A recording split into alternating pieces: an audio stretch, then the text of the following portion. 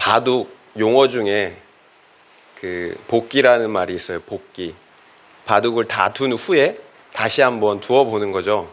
그래서 내가 바둑을 두면서 어떤 실수, 어떤 잘못을 했는지 다시 돌아보는 거예요. 여러분, 왜 복기가 필요할까요? 내가 다음번에 바둑을 둘 때 똑같은 잘못, 실수를 하면 안 되기 때문이에요.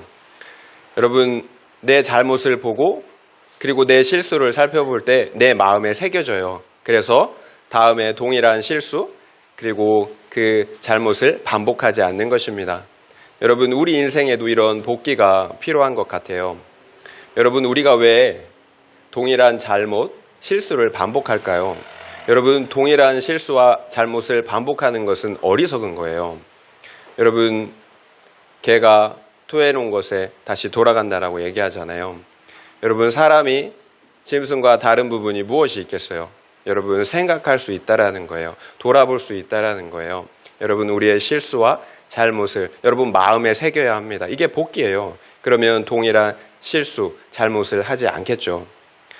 오늘 본문의 말씀은 이스라엘 백성들이 아이성과의 전투를 다시 벌이는 그런 전쟁의 장면이에요. 우리가 이런 복기하는 마음으로 오늘 본문의 말씀을 보면 좋을 것 같아요. 이스라엘 백성들이 첫 번째 아이성 전투에서 크게 패했습니다. 이스라엘 백성들이 36명이 죽었어요. 그리고 공격하던 이스라엘 백성들은 도망가야 하는 상황이 되었어요. 그러자 이스라엘 백성들은 그 마음이 물처럼 녹아내렸습니다. 그렇다면 오늘 두 번째 전투에서는 이스라엘 백성들이 승리했을까요? 승리했다면 어떻게 승리했을까요? 오늘 이 시간 우리가 그런 복귀하는 마음으로 함께 말씀을 살펴보면 좋을 것 같습니다. 1절, 2절 말씀 읽어보겠습니다. 1절, 2절이에요. 여호와께서 여호수아에게 이르시되 두려워하지 말라, 놀라지 말라. 군사를 다 거느리고 일어나 아이로 올라가라. 보라, 내가 아이 왕과 그의 백성과 그의 땅을 다 내 손에 넘겨주었으니 너는 여리고와 그 왕에게 행한 것 같이 아이와 그 왕에게 행하되 오직 거기서 탈취할 물건과 가축은 스스로 가지라. 너는 아이성 뒤에 복병을 둘지니라 하시니. 여호와께서 여호수아에게 말씀하세요. 두려워하지 말라, 놀라지 말라. 그리고 군사를 거느리고 일어나 아이로 올라가라고 하십니다. 아이 왕과 그의 백성 그리고 그 땅을 내 손에 넘겨주었다라고 말씀하세요. 그러니까 너는 여리고 성과 그 왕에게 행한 것 같이 아이 성에도 동일하게 행하라고 말씀하세요. 아이 성의 왕 그리고 그 백성들을 진멸하라는 것입니다. 그리고 아이 성에서 탈취한 물건, 그 가축들을 하나님이 이스라엘 백성들에게 주시겠다라고 말씀하세요. 그러면 하나님께서 이렇게 하신 말씀이 다 이루어졌을까요? 여러분, 당연하죠. 하나님께서 말씀하시면 그대로 이루어집니다. 하나님이 말씀하시면 이루어져요. 이스라엘 백성들은 아이성을 진멸했어요. 그렇다면 좀 더 구체적으로 어떻게 이스라엘 백성들이 아이성을 진멸했는지, 그 전쟁에서 승리했는지를 간단하게 말씀을 드리겠습니다. 기본 원칙은 여호수아가 하나님의 말씀, 명령을 따라 전쟁을 수행하는 것이었어요. 먼저 여호수아는 3만 명을 뽑았어요. 처음에는 3천 명을 보냈죠. 그래서 그 전쟁에서 졌는데 이번에는 3만 명을 뽑아서 그 아이성 뒤에 몰래 매복을 시켰습니다. 이것은 하나님이 시킨 거예요. 그리고 여호수아는 모든 백성들을 거느리고 성읍을 향해 가까이 나아갔어요. 그러자 아이 왕이 아침에 일찍 일어나서 이스라엘과 대적하기 위해서 싸우기 위해서 나아오는 거예요. 그러나 아이 왕은 싸움을 하기 위해서 나오면서 뒤에 숨겨져 있는 그 이스라엘 백성들의 매복된 그 군사들은 인지하지 못한 상태였어요. 유인 전술인 거죠. 그러니까 이스라엘 백성들이 이번에도 패한 척하고 가짜로 패한 척하고 광야길로 도망을 갔어요. 그러자 아이 왕은 이번에도 자신들이 이긴다라고 생각하는 줄 알고 성문을 활짝 열어놓고 다 급하게 이스라엘을 쫓아나간 것입니다. 그때 하나님께서 여호수아에게 말씀하세요. 내 단창을 들어 아이를 가르쳐라. 내가 이 성읍을 내 손에 넘겨주리라. 여러분, 이것이 신호였어요. 여호수아가 단창을 들자 숨어있던 복병이 일어나서 아이성에 들어가서 그 아이성을 점령하고 불태워 버렸습니다. 하나님께서 그 타이밍까지 정확하게 알려주신 거죠. 아이 사람들이 자신들의 성을 들어보니까 어때요? 성이 활활 불타고 있는 거예요. 어찌할 바를 모르는 거예요. 우왕좌왕해요. 그 순간 패한 척 도망갔던 이스라엘 백성들이 뒤에 돌아섰어요. 그리고 아이성 사람들, 중간에 갇힌 아이성 사람들을 진멸했어요. 한 사람도 도망가지 못하고 죽임을 당했다고 합니다. 그날 죽은 자가 남녀 모두 1만 2천 명, 1만 2천 명이 죽었다고 기록되어 있습니다. 여러분 계속해서 제가 말씀드리지만 여러분 우리는 실수하고 실패할 수가 있어요. 우리는 연약한 죄인들이에요. 이 사실을 인정해야 합니다. 그래서 우리는 계속해서 실수하고 실패하는 거예요. 그러나 우리에게는 영원하고도 완전한 십자가의 승리가 있어요. 그래서 실수하고 실패했다고 계속해서 우리가 넘어져서 신세 타령만 하면서 앉아 있으면 안 된다라는 거예요. 그 실수와 실패를 교훈 삼아서 다시 일어나면 되는 거예요. 그러면 반드시 승리하게 되어 있어요. 여러분 십자가에서 우리 주님께서 영원토록 완전하게 승리하셨기 때문이에요. 십자가의 승리가 우리의 승리가 되기 때문에, 십자가의 승리가 우리 승리의 근원이 되기 때문에 우리가 다시 승리할 수 있다라는 거예요. 그래서 우리 믿는 자들에게는 절대로 늦었다라는 것이 없어요. 여러분 상황과 환경이 너무 힘드신가요? 내가 한 그 실수가 너무 치명적인가요? 여러분 믿는 자들에게는 늦었다 함이 없어요. 여러분 우리 주님의 십자가의 승리를 믿고 의지하면 되는 거예요. 그러면 다시 그 십자가 안에서 우리는 승리할 수가 있어요. 오늘 아이성 전투가 그 분명한 교훈을 우리에게 보여주고 있습니다. 그렇다면 우리가 구체적으로 어떤 교훈을 얻어야 할까요? 여러분 첫 번째 전투와 두 번째 전투에서 가장 중요한 차이가 있어요. 숨겨진 죄가 있느냐 없느냐의 차이였어요. 여러분 이것보다 더 중요한 교훈은 없어요. 첫 번째 전투에서는 아간이 하나님께 온전히 바쳐진 물건 중에 일부를 숨겼어요. 그러나 두 번째 전투에서는 이스라엘 백성들이 하나님께 온전히 바친 물건뿐만 아니라 아간과 그에게 속한 모든 것을 진멸하였습니다. 그래서 그 범죄로 인하여 깨어졌던 하나님과의 언약 관계가 회복되었어요. 결국 우리가 사탄과의 영적 전쟁에서 패배하는 이유는 오직 하나예요. 숨겨진 죄, 해결되지 않은 죄, 우리 안에 해결되지 않은 죄가 있기 때문이에요. 여러분 다른 이유가 없어요. 여러분 십자가 언약은 우리가 믿는다고만 하면 무조건 구원받는다고 하는 마법과 같은 것이 아니에요.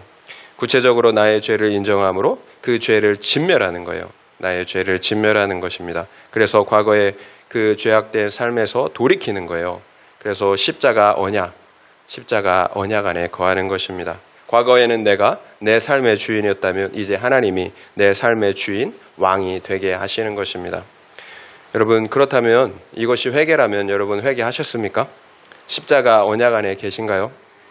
여러분 이 정도쯤이야 하며 여전히 껴안고 있는 죄, 오픈하지 못하는 죄는 무엇입니까? 그것이 나의 영혼을 죽이고 있다는 사실을 알고 계신가요? 그것이 나를 십자가 언약 안에서 떨어져 나가게 한다는 사실을 알고 계신가요? 여러분 우리가 십자가 언약 안에서 떨어져 나가면 하나님도 우리를 도와주실 수가 없어요. 이사야 59장 1절에서 2절 말씀 읽어드리겠습니다.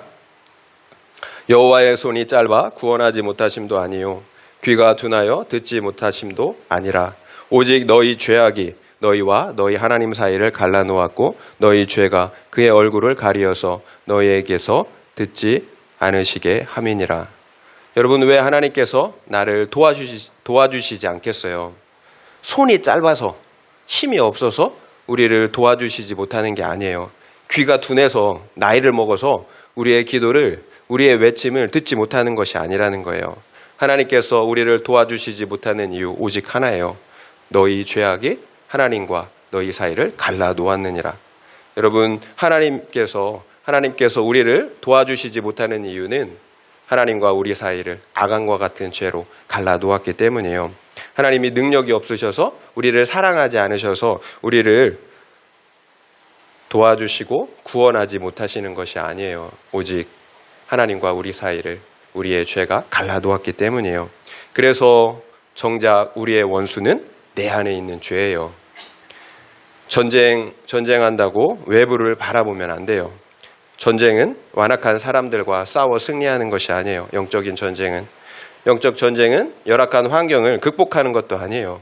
영적 전쟁은 내 안에 있는 죄와 싸워서 이기는 거예요. 내 안에 있는 죄를 진멸하는 것입니다. 왜 그래요?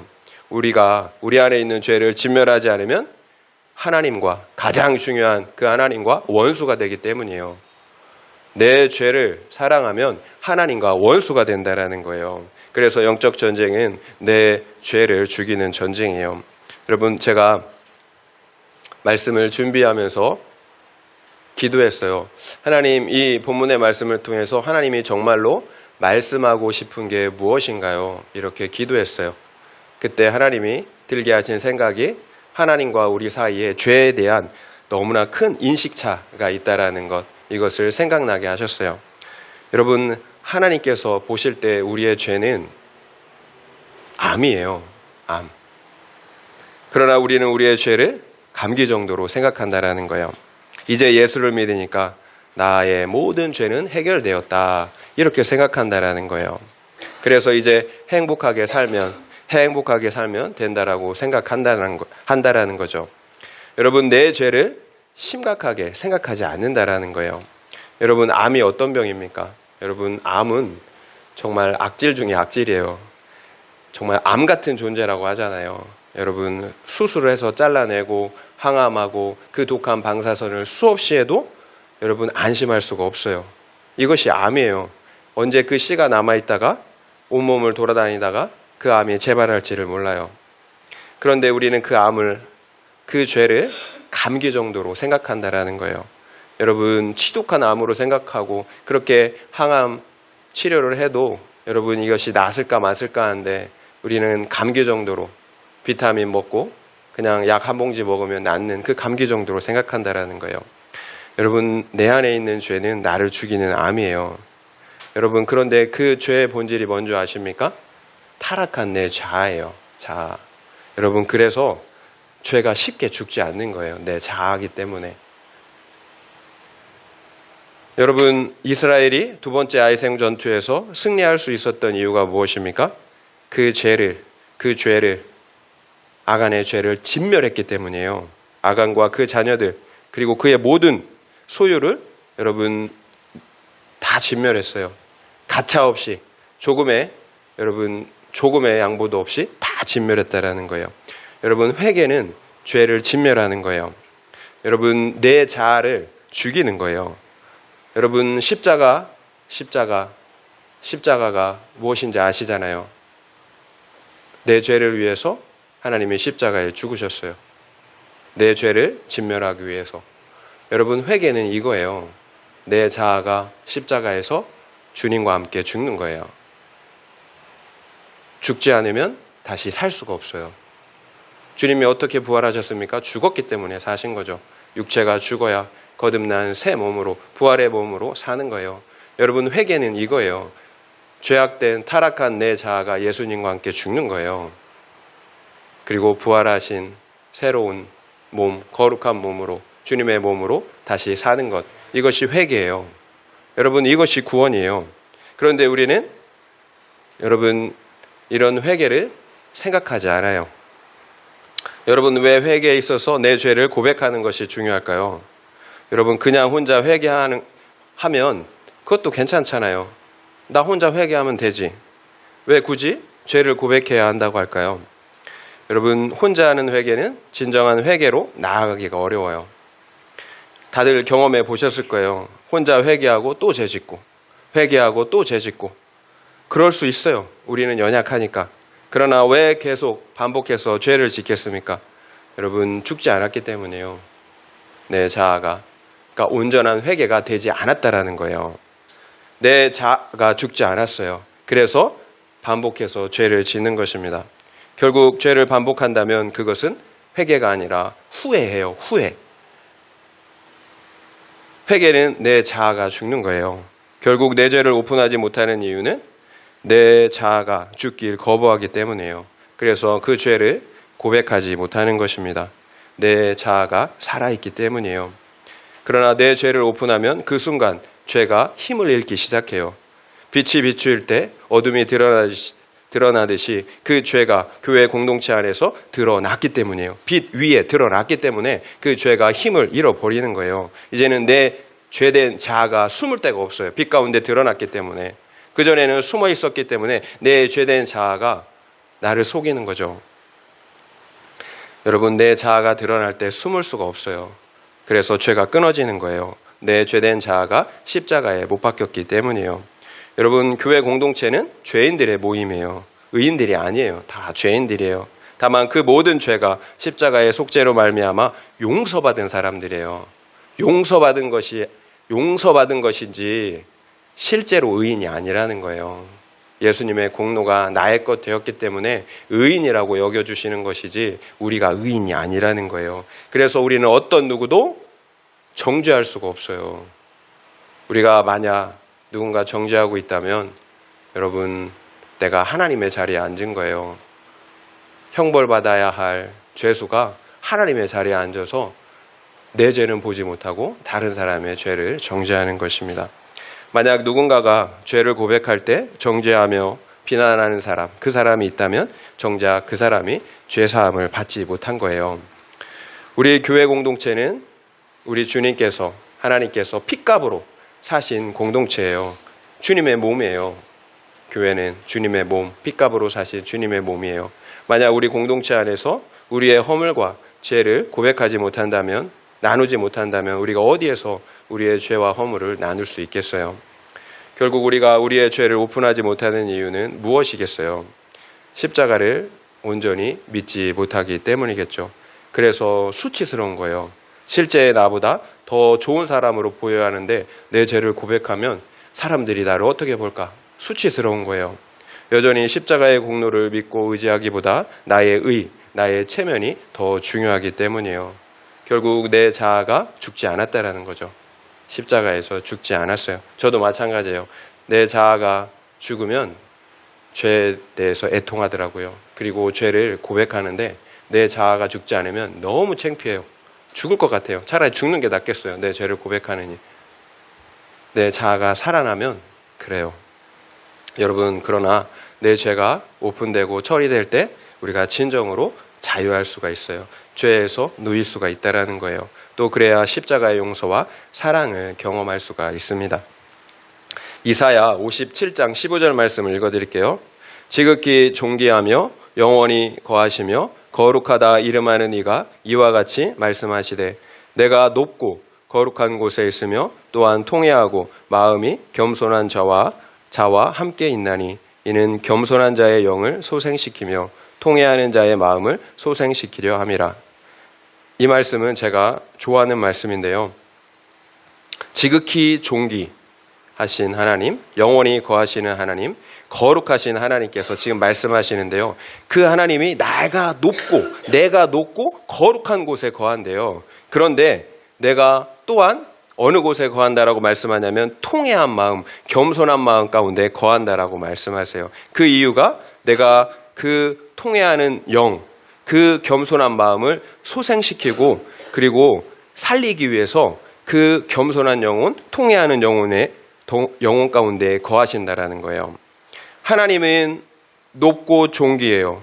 그래서 높은 곳에 계시는 거예요. 의심할 여지가 없어요. 그런데 그 하나님이 우리 통회하는 심령, 우리 상한 심령, 우리 겸손한 심령 가운데 임한다라는 거예요.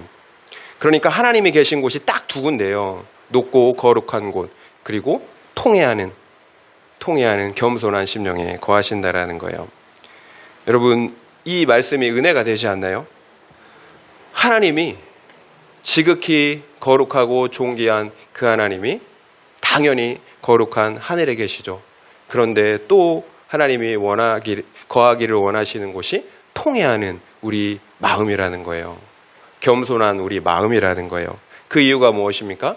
통회하는 마음, 그 깨어진 마음을 소생시키기 위해서, 살리기 위해서 우리와 함께하기를 원하신다라는 거예요.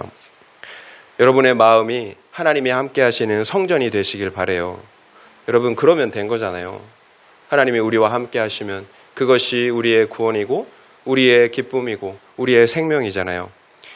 여러분, 그러기 위해서는 내 죄에 대해서 통회하고 애통해야 합니다. 여러분, 회개 없이는 불가능하다라는 거예요. 내 죄에 대하여 통회할 때 하나님께서 함께 하신다라는 거예요. 그리고 그 하나님께서 친히 나의 구원과 생명이 되어 주시는 것입니다. 여러분, 하나님이 그 안에 심령에 계신 분들의 모습을 보세요. 그 삶이 여러분 생명이 넘치잖아요. 기쁨이 넘치잖아요. 사랑이 넘치잖아요. 하나님이 그분의 생명과 사랑이 되어주시기 때문이에요. 통회하는 심령, 내 죄를 회개하는 심령, 내 죄를 인정하는 심령, 하나님께서 그 영혼 가운데 거하신다라는 거예요. 그래서 그 영혼을 살려주신다라는 거예요. 교만한 심령, 자고한 심령, 거부하는 심령에 하나님이 거하실 수가 없어요. 내 죄를 인정하고 하나님의 얼굴을 구하는 그 심령 가운데 하나님이 임재하셔서 우리의 영혼을 살려주시는 거예요. 여러분 한번 반대로 생각해 봅시다. 만약 이스라엘이 회개하지 않았어요. 그런데 여호수아가 아주 지혜롭고 똑똑한 리더예요. 그래서 하나님이 가르쳐 주신 그 모든 방법대로 스스로 작전을 짜서 전쟁을 했다라고 생각을 해봅시다. 그럼에도 과연 이스라엘이 전쟁에서 승리했을까요? 하나님이 가르쳐 주신 그 계획대로, 그 전략대로 전쟁을 했다면, 만약에 그렇게 했다면 승리했을까요? 전쟁에서?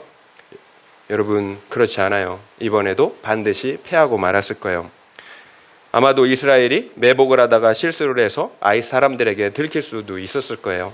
아니면 아이 사람들이 지난번처럼 교만하게 나와서 추적하는 것이 아니라 그 성을 지키고 공성전을 했을 수도 있다라는 거예요. 그러니까 하나님께서 주신 작전이 좋아서 이긴 것이 아니에요. 우리가 그 작전을 카피하면 이길 수 있겠다. 그렇지 않다라는 거예요.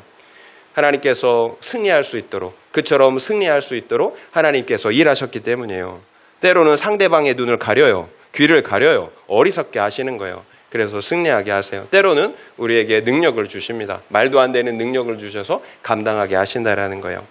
여러분, 그래서 정말로 중요한 문제는 어떤 방법이냐 작전이냐가 중요한 것이 아니에요. 거룩의 문제예요.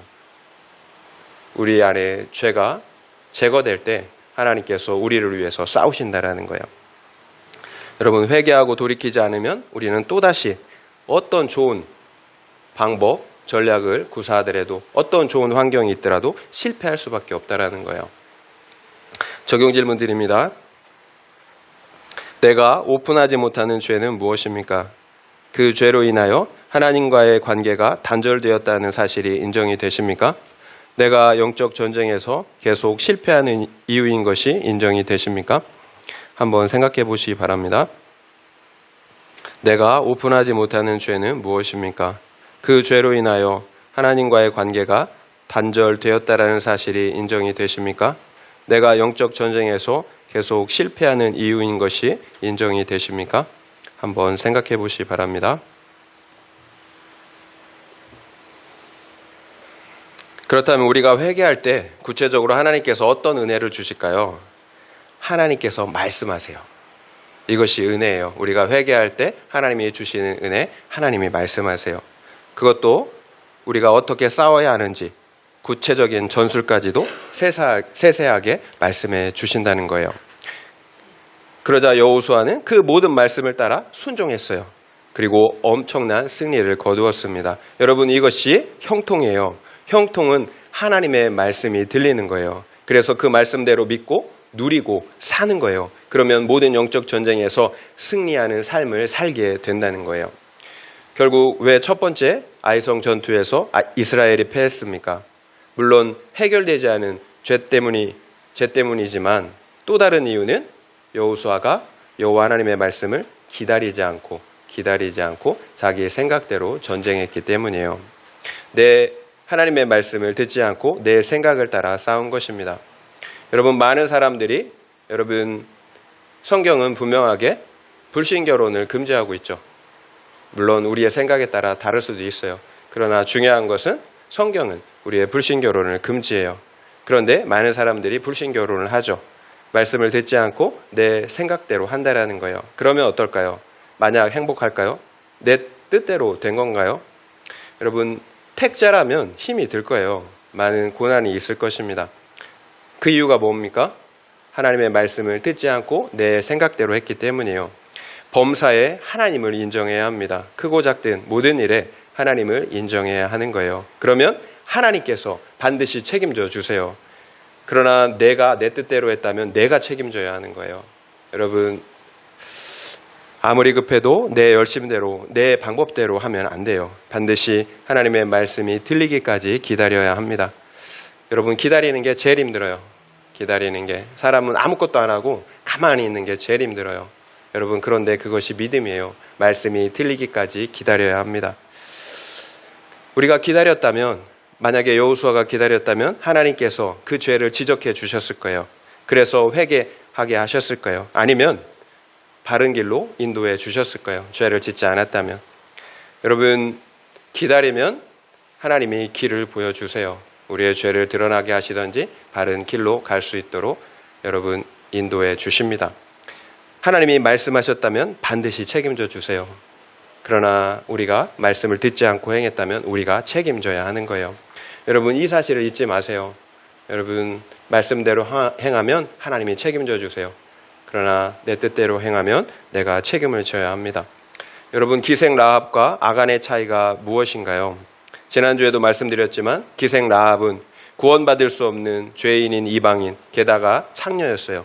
그런 그녀가 이방인이었던, 그리고 창녀였던 그녀가 구원을 받았어요. 그러나 하나님의 백성이라고 자처하였던 이스라엘 백성 아간은 정작 구원을 받지 못했어요. 그 이유가 무엇이었나요? 여러분, 진실함의 차이였죠. 진실함. 기생 라합은 비록 소문을 통해 들었지만 하나님의 말씀을 듣고 믿었어요. 그래서 자신의 목숨을 걸고 순종했다라는 거예요. 행동했어요.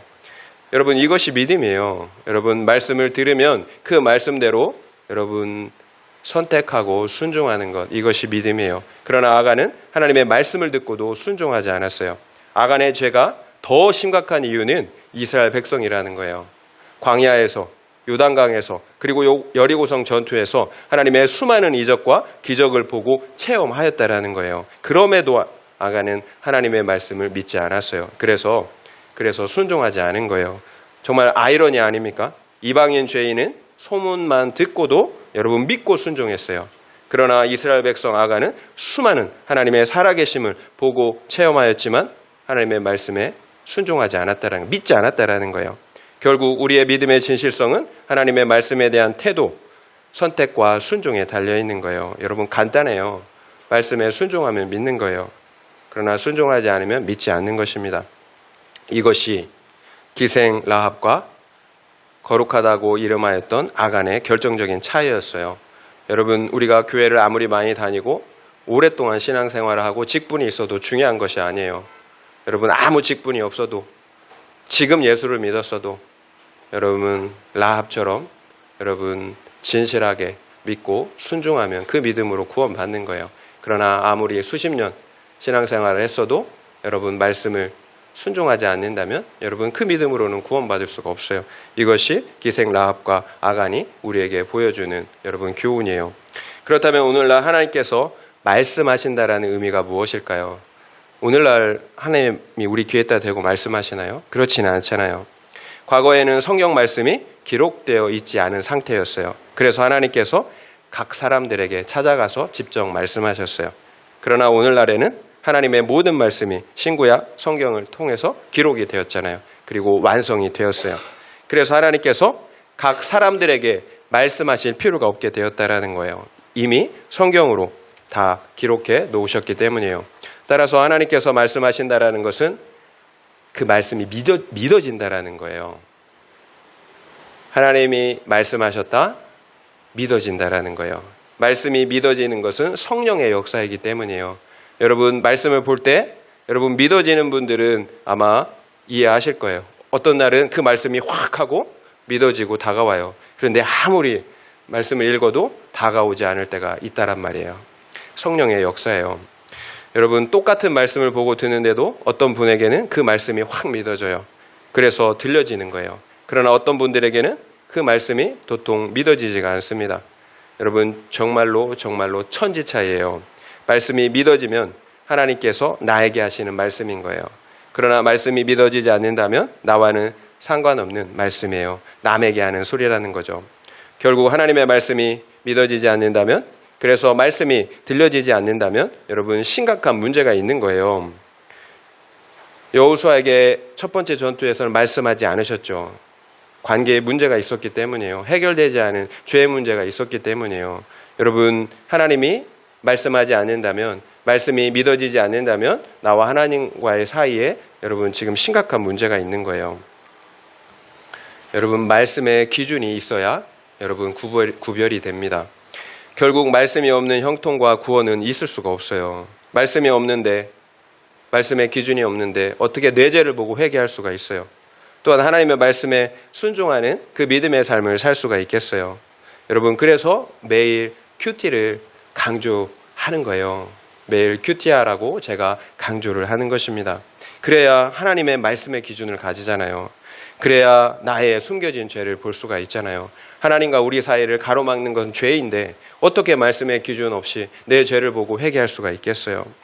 여러분, 과거 모세가 죽은 후에 모세의 뒤를 위해서 이스라엘의 지도자 누가 되었습니까? 여호수아가 되었잖아요. 두려워 떠는 여호수아에게 하나님께서 한 가지 말씀하셨어요. 여호수아서 1장 8절이에요. 이 율법책을 내 입에서 떠나지 말게 하며 주야로 그것을 묵상하여 그 안에 기록된 대로 다 지켜 행하라. 그리하면 내 길이 평탄하게 될 것이며 내가 형통하리라. 여러분 인생이 평탄하고 형통하기를 원합니까? 그러면 하나님의 율법, 말씀을 입에서 떠나지 않도록 주야로 묵상하는 거예요. 그래서 그 안에 기록된 대로 지켜 행하는 것입니다. 그러면 하나님이 약속하시잖아요. 평탄케 하시겠다고, 형통하게 하시겠다고. 여러분, 아무 이유도 없이 매일 말씀을 보며 큐티하는 것이 아닙니다. 큐티야말로 하나님께서 명령하신 우리가 가장 확실하게 형통하고 복을 받는 삶이기 때문에 그런 거예요. 그래서 시편 1편에서도 복이 있는 사람은 오직 여호와의 율법을 주야로 묵상하는 자라고 하잖아요. 복이 있는 사람, 성경에서 복이 있는 사람이 누구입니까? 오직 여호와의 율법을 주야로 묵상하는 자예요. 그는 시냇가에 심은 나무가 시절을 쫓아 과실을 맺고 잎사귀가 마르지 않음같이 그가 행하는 모든 일들이 형통하리라고 말씀하세요. 여러분, 사막에 심겨진 나무가 형통하겠습니까? 아니면 시냇가에 물 근처에 심겨진 나무가 형통하겠습니까? 여러분, 오직 여호와의 말씀을 기뻐함으로 추야로 묵상하는 자는 시냇가에 심은 나무 같다라는 거예요. 잎사귀가 마르지 않아요. 사시사철 그 열매가 끊이지 않는다라는 거예요. 이처럼 형통한 인생, 말씀을 주야로 묵상하는 인생이에요. 여러분, 말씀 보지 않으면 내 죄를 못 보잖아요. 하나님의 말씀에 순종할 수가 없잖아요. 어떻게 형통한 삶을 살겠어요? 결국 여호수아가 실수하고 실패했지만 다시 일어나 그 실수와 실패를 교훈 삼아서 다시 승리할 수 있었던 이유는 그 율법책을 입에서 떠나지 않게 하였기 때문이에요. 주야로 그 하나님의 말씀을 묵상하여 그 말씀을 지켜 행했기 때문이에요. 그래서 비록 실패하고 넘어졌지만 공동체의 죄를 보고 숨겨진 아간의 죄를 진멸할 수 있었던 이유였어요. 말씀의 기준이 있었기 때문입니다. 여러분, 이것이 성경적인 형통이에요. 성경적인 형통은 이 세상에서 돈을 많이 버는 것도 성공하는 것도 명성을 얻는 것도 아니에요. 하나님의 말씀이 들리는 것입니다. 하나님의 말씀이 믿어지는 거예요. 그래서 그 말씀을 따라 사는 것입니다. 그러면 하나님께서 우리의 인생을 이 땅에서부터 영원토록 여러분 형통하게 하신다라고 약속하고 계세요. 여러분, 이것이 하나님께서 함께 하시는 인생, 그리고 형통한 인생이에요. 말씀의 기준을 갖는 인생, 날마다 그 말씀을 주야로 묵상하는 인생. 그래서 내 죄를 보고 회개하고 또 그 말씀을 좌로나 우로나 치우치지 않고 그 말씀을 순종하는 인생. 이 인생이 여러분 형통한 인생입니다. 적용 질문 드립니다. 지금 당장 해결되면 좋겠다고 생각하는 문제는 무엇입니까? 질병의 문제, 관계의 문제, 재정의 문제입니까? 아니면 말씀이 들리지 않는 문제입니까? 그렇다면 가장 본질적이고 심각한 문제는 무엇이라고 생각하십니까? 지금 당장 해결되면 좋겠다고 생각하는 문제는 무엇입니까? 질병의 문제, 관계의 문제, 재정의 문제입니까? 아니면 말씀이 들리지 않는 문제입니까? 그렇다면 가장 본질적이고 심각한 문제는 무엇이라고 생각하십니까? 여러분, 이 문제 중에서 여러분 어떤 문제가 가장 본질적이고 심각한 것인지 여러분 생각해 보시기 바랍니다.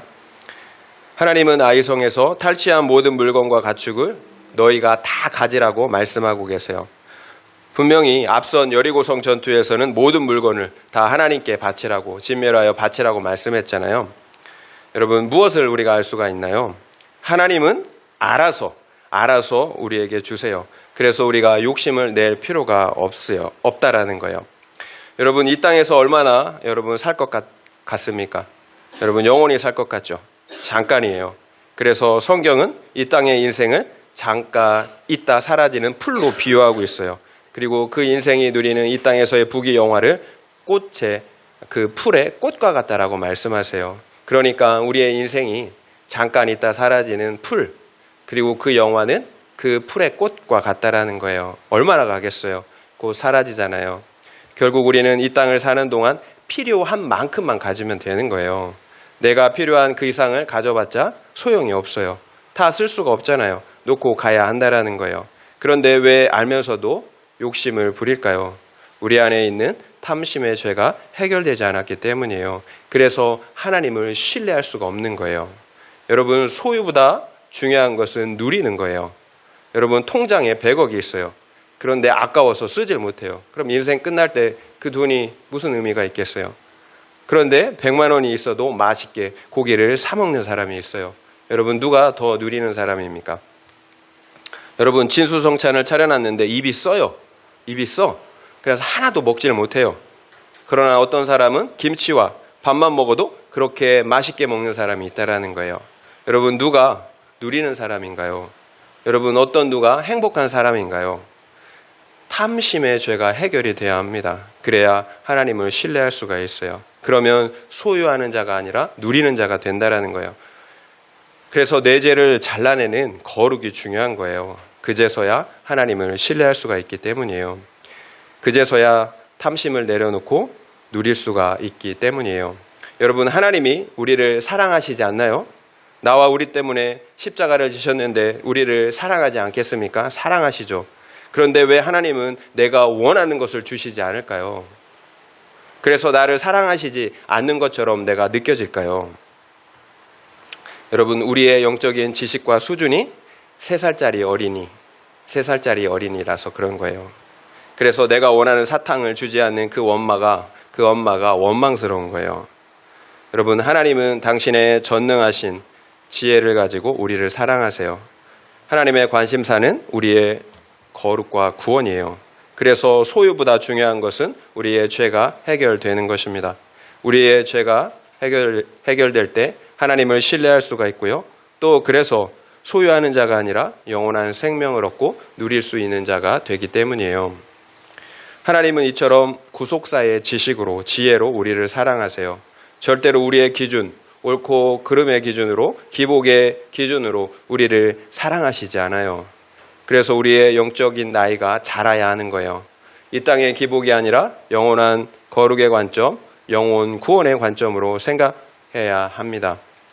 왜 하나님께서 유다 백성보다 더 악한 바벨론을 들어서 유다 백성을 쳤겠어요? 여러분, 옳고 그름으로 생각하면 해석이 안 되잖아요. 유다가 죄를 졌어요. 그런데 바벨론은 더 악해요. 바벨론을 들어서 유다를 친단 말이에요. 해석이 안 되잖아요. 하나님은 구원의 기준으로 일하시기 때문이에요. 그래서 이 세상의 기준, 나의 합리적인 기준으로는 여러분 이해가 안 되는 거예요. 여러분, 돈을 잃어야 두들겨 맞아야 우리가 회개하고 돌이키기 때문에, 그래야 구원받기 때문에 하나님께서 그렇게 하시는 거예요. 여러분, 하나님의 합리적인 기준은 한 영혼이 천하보다 귀하다라는 거예요. 우리의 합리적인 기준은 그게 아니죠. 돈이 귀하죠. 물질이 귀하죠. 그런데 하나님은 한 영혼이 천하보다 귀해요. 이것이 하나님의 경영학이에요.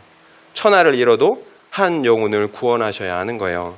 여러분, 절대로 우리의 옳고 그름이 아니에요. 우리의 가정의 문제도, 그리고 나라와 나라 간의 문제도 여러분 이처럼 구원의 관점을 가지고 바라봐야 합니다. 그러면 그까짓 거 돈을 잃어도 괜찮아요. 우리의 육신이 조금 수고해도 괜찮아요. 그러나 우리의 영혼만큼은 잃어버리면 안 되는 거예요.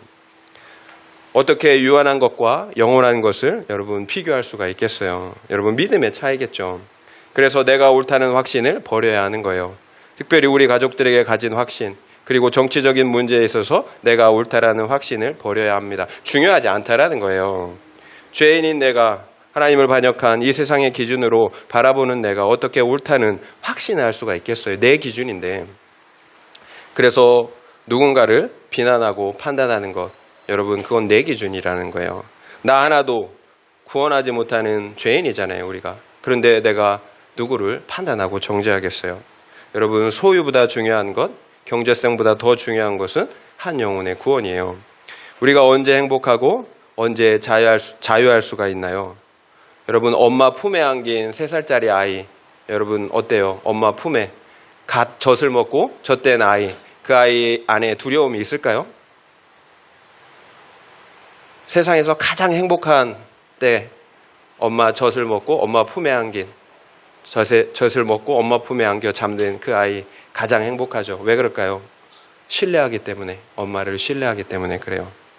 마찬가지예요. 우리가 진실로 행복하고 자유할 수 있는 때는 하나님을 전적으로 신뢰할 때뿐이에요. 여러분, 소유는 절대로 우리를 자유하게 할 수가 없어요. 그러나 하나님을 신뢰하면 자유해요. 두려움이 없어요. 누릴 수가 있다라는 거예요. 우리를 사랑해서 아들까지 내어주신 하나님이 무엇을 아끼겠습니까? 하나님은 우리보다 우리의 필요를 더 잘 아세요. 어미의 사랑으로 우리를 사랑한다라는 거예요. 그러니 여러분, 주실 때도 감사, 주시지 않을 때도 감사하세요. 주시지 않는 이유는 내가 생각하는 것과 다르게 나에게 필요하지 않기 때문이에요. 또 주시는 이유는 나에게 필요하기 때문입니다. 지혜로운 엄마가 3살짜리 자녀에게 가장 필요한 것을 알고 주시는 것과 같아요. 하나님은 그 어미의 사랑으로 우리를 사랑하세요. 여러분, 하나님의 사랑과 크심을 신뢰하시기 바랍니다. 하나님의 절대적인 오르심을 신뢰하시길 바라요. 그리고 내가 얼마나 여러분 타락한 죄인인지를 바라보세요. 그러면 이제 하나님의 지혜로 나의 삶이, 환경이 해석이 됩니다. 그래서 범사에 감사하며 자유할 수가 있는 거예요. 그래서 우리가 범사에 형통한 삶을 살 수가 있는 것입니다. 여러분, 내가 하나님을 얼마나 신뢰하느냐에 달려 있어요.